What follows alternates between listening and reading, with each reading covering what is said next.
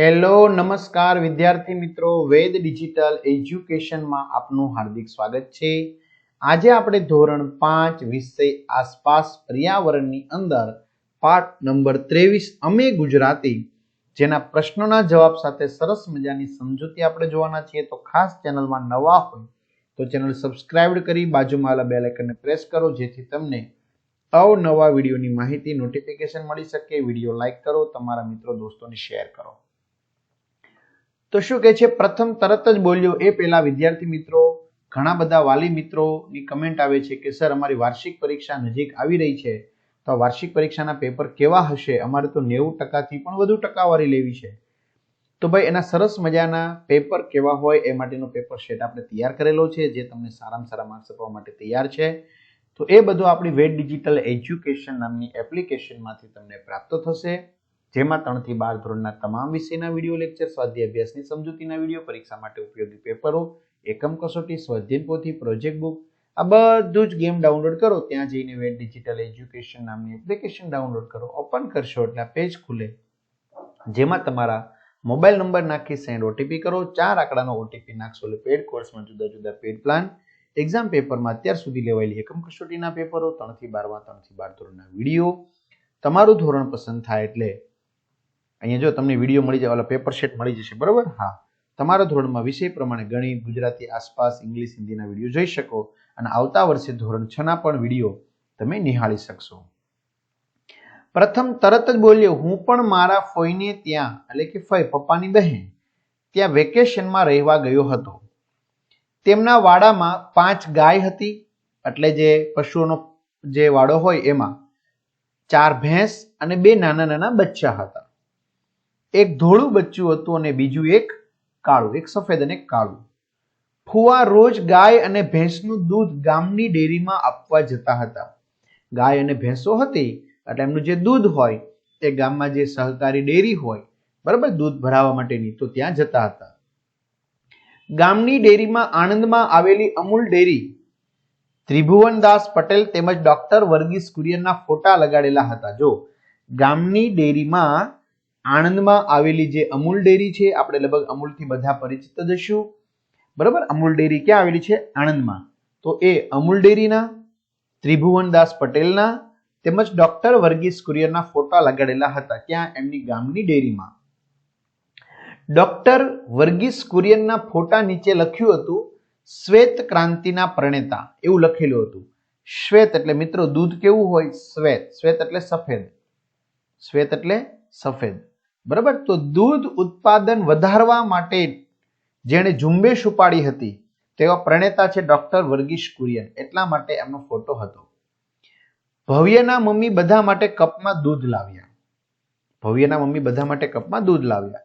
મૈત્રીએ કહ્યું, મમ્મી આ કપ તો આપણે મોરબીથી લાવ્યા હતા તે જ છે ને? મૈત્રીએ શું કીધું? મમ્મી તમે અમને કપમાં દૂધ આપ્યું તો કપ આપણે જ્યારે મોરબી ગયા હતા ત્યારે જે લાવ્યા હતા એ જ છે કે બીજા કોઈ કપ છે? અવનવી કેટલા બધા પ્રકારની ડિઝાઇન વાળા કપમાંથી મેં અને તમે આ કપ પસંદ કર્યા હતા, યાદ છે? કેટલી બધી ડિઝાઇન હતી, એમાંથી પછી આપણે આ કપ પસંદ કર્યા હતા। દૂધ પીતા પીતા સામે ટેબલ પર મૂકેલા ચરખાને જોઈ હર્ષે ભવ્યને પૂછ્યું। તો મિત્રો મોરબીમાં સિરામિક ઉદ્યોગ મોટા પ્રમાણમાં છે અને આણંદમાં અમૂલ ડેરી છે એ આપણે કહી શકાય એશિયાની સૌથી મોટી ડેરી છે, બરાબર? તો ચરખાને જોઈ હર્ષે ભવ્યને પૂછ્યું, આ શું છે? તે ક્યાંથી લાવ્યા?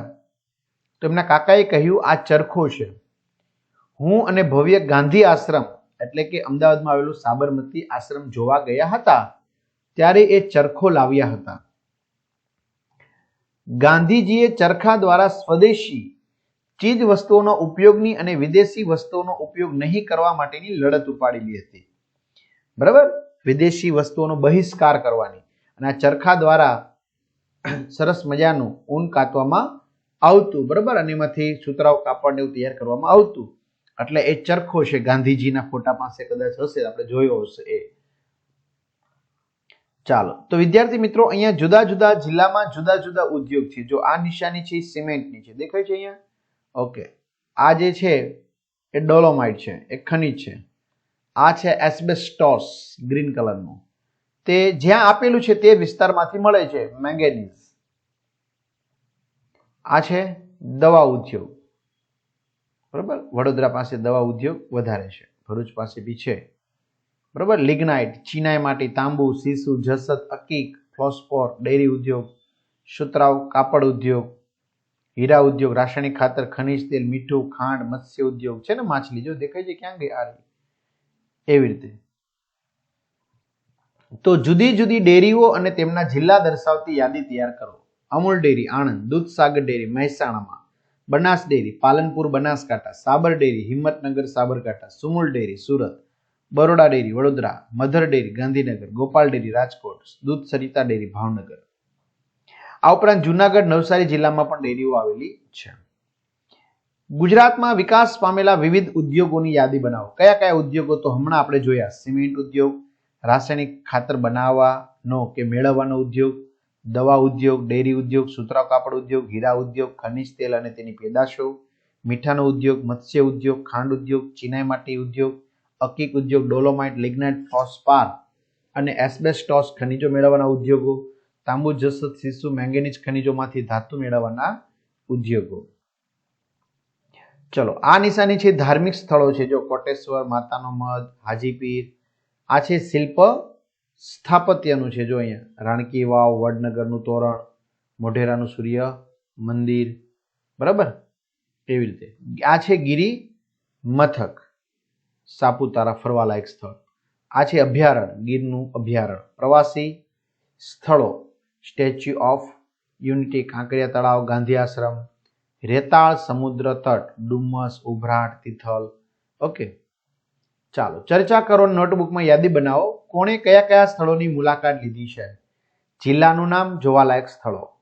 બનાસકાંઠા, અંબાજી મંદિર, બાલારામ, જેસોરનું રીંછ અભયારણ્ય, પાતાળેશ્વર મહાદેવનું મંદિર, પાલનપુર. પાટણ, રાણકીની વાવ, સહસ્ત્રલિંગ તળાવ, સિદ્ધપુરનું રુદ્ર મહાલય. મહેસાણા, મોઢેરાનું સૂર્ય મંદિર, વડનગરનું કીર્તિ તોરણ, તારંગા, મહુડી, યાત્રાધામ, મીરા દાતાર વોટર પાર્ક. ગાંધીનગર, અક્ષરધામ, ઇન્દ્રોડા પ્રકૃતિ ઉદ્યાન, અડાલજની વાવ. સાબરકાંઠા, પોળોના જંગલો, વિજયનગર, સપ્તેશ્વર, ગલતેશ્વર, ઈડરનો ગઢ, જૈન મંદિરો, કોશીમાં.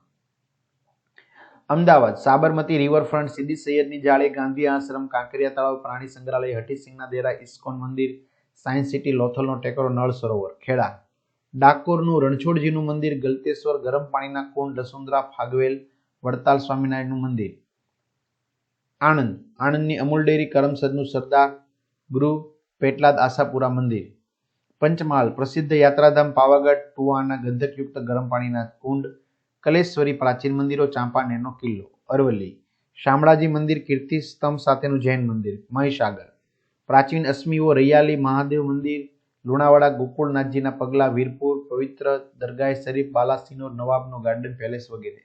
દાહોદ, રતન મહાલનું પ્રાકૃતિક અભયારણ્ય. વડોદરા, કાયા વરોહણ, ચાંદોદ, નારેશ્વર, છરબોડની Hira Bhagol, Nimeta garden. Bharuch, Shukaltirth, Kabirvad, Narmada, Statue of Unity, Garudeshwar, Sardar Sarovar, Dediapada રીંછ માટેનું અભયારણ્ય. સુરત, હવા ખાવાનું સ્થળ, Dumas, Ukai thermal power station, Magdalla, Hazira બંદર. છોટા ઉદેપુર, રાઠવા કોમના મિત્રો અહીંયા જરાક રાઠવા કોમના પિઠોરાના ચિત્રો, સંખેડા, કલાત્મક ફર્નિચર, રમકડા અને લાખનું કામ. તાપી, વ્યારામાં ગાયકવાડનો મહેલ, વલ્લભ સાગર સરોવર, ગાયકવાડનો કિલ્લો, વેડછી આશ્રમ. નવસારી, દાંડી ઐતિહાસિક સ્થળ, વાંસદા વન્ય પ્રાણી અભયારણ્ય, ઉનાઈમાં ગરમ પાણીના ઝરા. ત્યાર પછી છે ડાંગ, સાપુતારા ગિરિમથક, ગીરા ધોધ, બરડીપાડાનું અભયારણ્ય. ત્યાર પછી ડાંગની અંદર આપણે બોટનિકલ ગાર્ડન, વઘઈ.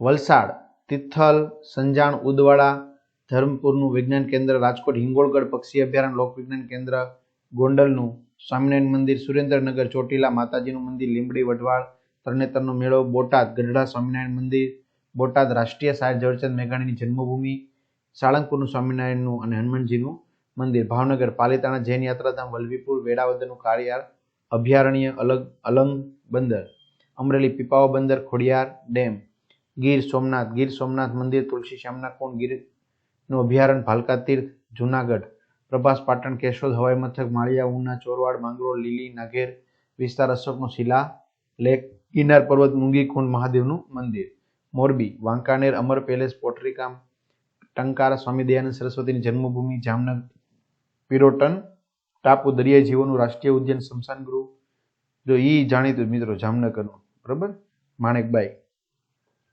પોરબંદર, મહાત્મા ગાંધીનું જન્મસ્થળ, રાણાવાવ, ભારત મંદિર, તારા મંદિર, દેવભૂમિ દ્વારકા, ખંભાળિયા, જાડેશ્વરની ટેકરી, જોધપુર ગેટ, દ્વારકા, શ્રીકૃષ્ણ દ્વારકાધીશનું મંદિર, બેટ દ્વારકા, ધુમલી, નવલખા મંદિર. કચ્છમાં તો કંઈ ઘટે જ નહીં. માતાનો મઢ, કોટેશ્વર, હાજીપીર, કંડલા, માંડવી બંદર, કચ્છનું મોટું રણ, કચ્છનું નાનું રણ, કુળખર અભયારણ્ય, ધોળાવીરા, સંસ્કૃતિના અવશેષો, નારાયણ સરોવર. ચાલો, તમે જોયું હોય તે સ્થળનું નામ અને તેની વિશિષ્ટતા. તો અમારા કુટુંબ સાથે હું ગયા મહિને સરદાર સરોવરની નજીક આવેલા સ્ટેચ્યુ ઓફ યુનિટી એકતાની પ્રતિમા જોવા ગયો હતો. આ એકતાની પ્રતિમા સાધુ બેટ પર નવાગામ નજીક આવેલી છે. તેની વિશિષ્ટતા નીચે મુજબ છે. સ્ટેચ્યુ ઓફ યુનિટી સ્વતંત્રતા ચળવળના નેતા સરદાર વલ્લભભાઈ પટેલને સમર્પિત ગુજરાતમાં આવેલું એક સ્મારક છે. આ સ્મારકનો વિસ્તાર 20,000 ચોરસ મીટર છે અને તે 12 ચોરસ કિલોમીટર વિસ્તારમાં કૃત્રિમ તળાવ વડે ઘેરાયેલું છે.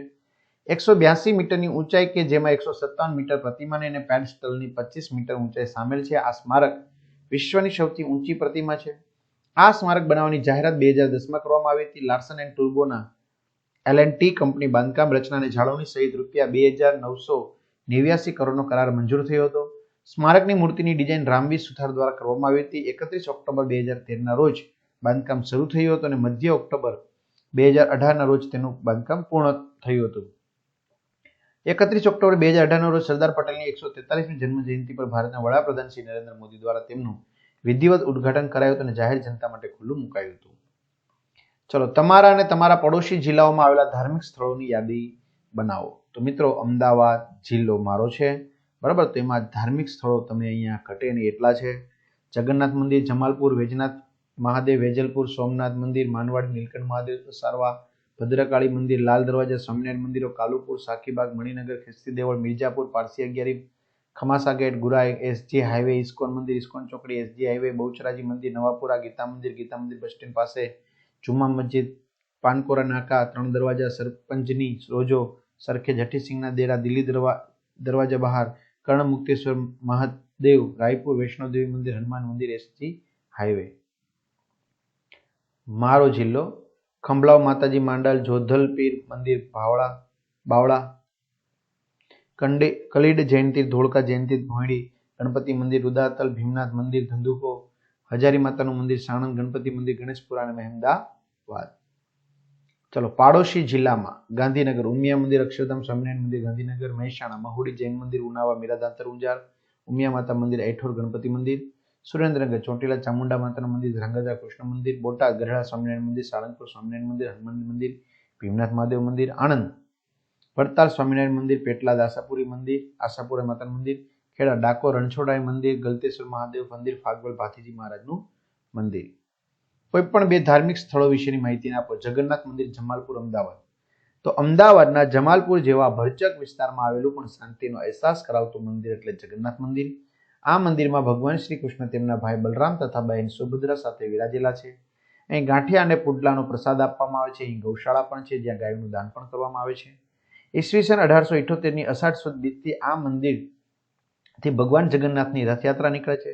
આ પરંપરા આજ દિન સુધી ચાલુ છે. રથયાત્રામાં 3 રથ હોય છે. પ્રથમ રથ જગદીશ ભગવાનનો, બીજો રથ બહેન સુભદ્રાનો, ત્રીજો રથ વડીલ બંધુ બલરામનો. આ ત્રણેય રથ અનુક્રમે શહેરના નિયત માર્ગ પર નીકળે છે. રથ ખેંચવાની જવાબદારી વર્ષોથી ખલાસી કોમના માણસોની છે. આ રથયાત્રામાં ગજરાજ, અખાડા, ભજન મંડળીઓ, બેન્ડવાજા અને દેશભરમાંથી સાધુ સંતો જોડાય છે.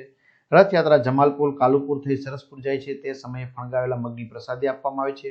જ્યાં બપોરે 12 વાગે પહોંચી પછી પ્રસાદી લઈ દરિયાપુર, શાહપુર થઈ પરત ફરે છે. આમ ધામધૂમથી રથયાત્રા પૂરી થાય છે અને આ રથયાત્રામાં હિન્દુ મુસ્લિમ એકતાના પણ સુંદર દર્શન જોવા મળે છે. વૈજનાથ મંદિર, મહાદેવ મંદિર, વેજલપુર, અમદાવાદ. અમદાવાદના વેજલપુરમાં આશરે 850 વર્ષ જૂનું વૈજનાથ મહાદેવનું મંદિર આવેલું છે. આ મંદિરના વ્યવસ્થાપક શ્રીના જણાવ્યા પ્રમાણે પ્રાચીન સમયમાં કોચરબ પાલડી નાના નાના ગામડા હતા. કોચરબ ગામની ગાયો વેજલપુર સુધી ચરવા આવતી. વેજા નામના રબારીની ગાયો પણ અહીં ચરવા આવતી. એક દિવસ એક ગાયના આંચળમાંથી એક સ્થળે આપોઆપ દૂધની ધારા વહેતી હોવાનું જાણવા મળ્યું. જે સ્થળે આમ બન્યું હતું તે સ્થળની તપાસ કરતા ત્યાં એક શિવલિંગ જણાયું. તે પછી ત્યાં મંદિરની સ્થાપના કરવામાં આવી અને વેજા બરવાડના નામ પરથી વૈજનાથ મહાદેવનું નામ રાખવામાં આવ્યું છે તથા ગામનું નામ પણ વેજલપુર રાખવામાં આવ્યું છે. આ મંદિરમાં 3 શિવલિંગ છે. જન્માષ્ટમીના રોજ અન્નકૂટનું આયોજન કરવામાં આવે છે. આ સાથે અહીં મેળો ભરાય છે. જન્માષ્ટમીની આખી રાત અહીં પૂજા ચાલતી હોય છે. શ્રાવણ વદ 11ના રોજ બ્રાહ્મણોને અમાસના દિવસે વેજલપુર ગામના લોકો દ્વારા વૈજનાથ મહાદેવનું ફુલેકું કાઢવામાં આવે છે. સાચે જ આ મંદિર લોકોની આસ્થા અને શ્રદ્ધાનું પ્રતીક છે. મામાની નજર વ્રજે પહેરેલા ટી શર્ટ પર પડી. તેની પર છાપેલા ફોટાને જોઈ તેમણે બધાને પ્રશ્ન કર્યો કે આ કયા મંદિરનો ફોટો છે? કોઈને ખબર છે? બધાએ નકારમાં માથું ધોણિયાયું કે નથી ખબર એમ.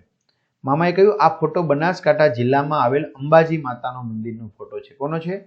અંબાજી માતાના મંદિરનો છે. બનાસકાંઠાથી વલસાડ જિલ્લા સુધીમાં તળ ગુજરાતનો ડુંગર વિસ્તાર છે. બનાસકાંઠાથી આ બનાસકાંઠા ઉપર છે ને, અહીંયા વલસાડ છે, બરાબર? તો એને કહેવાય તળ ગુજરાતનો ડુંગર વિસ્તાર વિસ્તરેલો છે. વાત આગળ વધારતા કથને કહ્યું, હા મામા, અમે ડાંગના ડુંગરાળ પ્રદેશમાં આવેલા ગુજરાતનું એક ગિરિમથક એટલે કે હિલ સ્ટેશન ક્યાં ગયા હતા? તો ડાંગમાં આવેલું એક જ ગિરિમથક કયું છે? સાપુતારા, જેની ઊંચાઈ લગભગ 1000 મીટરની છે. બરાબર? તો વિદ્યાર્થી મિત્રો, આ બધી વસ્તુ આપણે સરસ મજાની આ પાઠમાં જોયા. ઘણા બધા મિત્રોની હજી વાત છે, પેપર સેટ સર અમને ક્યાંથી મળશે? તો અહીંથી પેડ કોર્સમાંથી વહેલી તકે મેળવી લેજો. બધા જ વિદ્યાર્થી મિત્રોને 40માંથી 40 ગુણ પ્રાપ્ત થાય. બરાબર? આ વિડીયો કેવો લાગ્યો ચોક્કસથી કમેન્ટ કરજો અને ધોરણ 6 ના વિડીયો પણ તમે તમારા ધોરણમાં જઈ અને મેળવી લેજો અહીંયા જઈને. બરાબર? વેકેશનમાં તમે તૈયારી કરી શકે તો બધાને પૂરેપૂરા માર્ક્સ પ્રાપ્ત થાય. વેદ ડિજિટલ પરિવાર વતી શુભકામનાઓ. All the best. અસ્તુ. જય હિન્દ, જય ભારત.